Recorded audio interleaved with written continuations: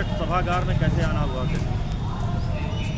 भैया वही ज्ञापन देने आए थे बाबा साहब के अगेंस्ट, जो माननीय गृह मंत्री जी ने सदन के अंदर भाषण किया था, उसी के विरोध में हम लोग आए थे यहाँ ज्ञापन देने के लिए। माननीय गृह मंत्री जी ने ऐसा क्या कह दिया था जो इतना विरोध हो रहा है? दरअसल देखिए, माननीय गृह मंत्री जी इतने ऊंचे पद पर और सदन के दरमियान, और ऐसे व्यक्ति को निरकार के नाम लेना जिसने देश को संविधान देने में महत्वपूर्ण योगदान जिसका है, जिसको 85% लोग मानते हैं और जिसके नाम की किताब जो है देश में उस कानून चलता है, उसी की किताब का, तो उसको जो है उनके नाम को आदर पूर्वक ना लेकर के ये कहना कि अंबेडकर अंबेडकर अंबेडकर का नाम जो इतना रटते हैं लोग, अंबेडकर अंबेडकर किए रहते हैं, इतना करते भगवान का नाम लेते तो भगवान मिल जाते। तो पहली चीज़ तो ये है कि भगवान किसी को मिले उलेंगे नहीं यहाँ धरती पर। भगवान जो कुछ भी देता है या अल्लाह जो कुछ भी देता है ये वसीले से देता है, आसमान से नहीं टपकाता। आपके ज़रिए हमारी मदद कर देगा, शासन के ज़रिए हमारी मदद कर देगा, प्रशासन के ज़रिए हमारी, लेकिन अल्लाह खुद नहीं टपकाता किसी के। आंचल फैलाए रहिए, नहीं गिरेगा, आप डालेंगे, अगर अल्लाह चाहेगा तो आपसे डलवा देगा। हिंदू कोड बिल के बारे में थोड़ा सा बताइए। फिलहाल हम जिस मसले में आए हैं उस मसले पर आप सवाल करिए।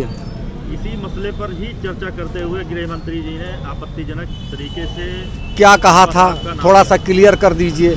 दरअसल ऐसा है, माफ़ कीजिएगा, मैं माननीय मोदी जी का या योगी जी का या क्या अमित शाह जी का कोई भी वक्तव्य, कोई भी वो हम सीरियसली लेते ही नहीं, ना उसको हम देखें, ना उसको हम सुनें, मेरे किसी मतलब का रहता नहीं है।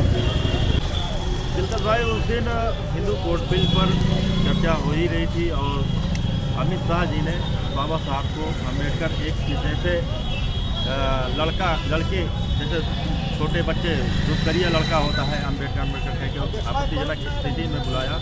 थोड़ा सा इस पर तबसरा कीजिए हिंदू कोड बिल के साथ और अम्बेडकर को अपमानित देखिए, किया इसमें। अम्बेडकर जी जो थे वो हमेशा ऊंच नीच भेदभाव और सामाजिक असमानता के खिलाफ थे।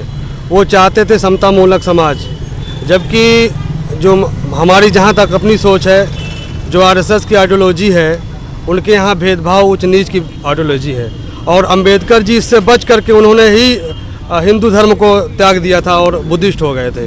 तो जाहिर सी बात है, इनकी सोच शुरू से रही है दलितों के खिलाफ, आदिवासियों के खिलाफ, पिछड़ों के खिलाफ।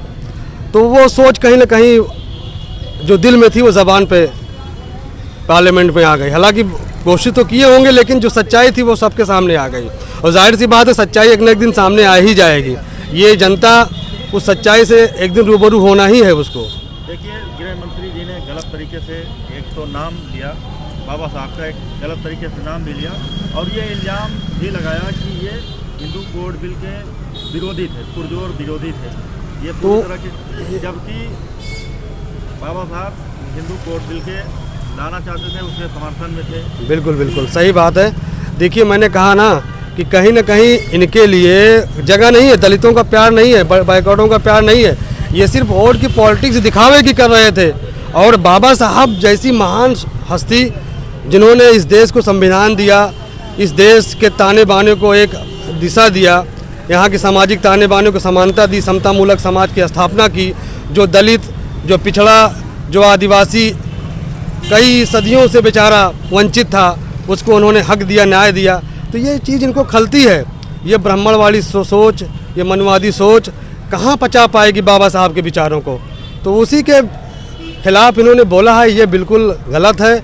हम इसकी मजम्मत करते हैं और इतने बड़े पद पर रहते हुए और इतने बड़े महापुरुष के बारे में ऐसी बात करना बिल्कुल गलत है। ऐसा नहीं होना चाहिए। अमित शाह जी को, हमारे गृह मंत्री जी को इस पे माफ़ी मांगनी चाहिए। ये नाकाबिले बर्दाश्त है।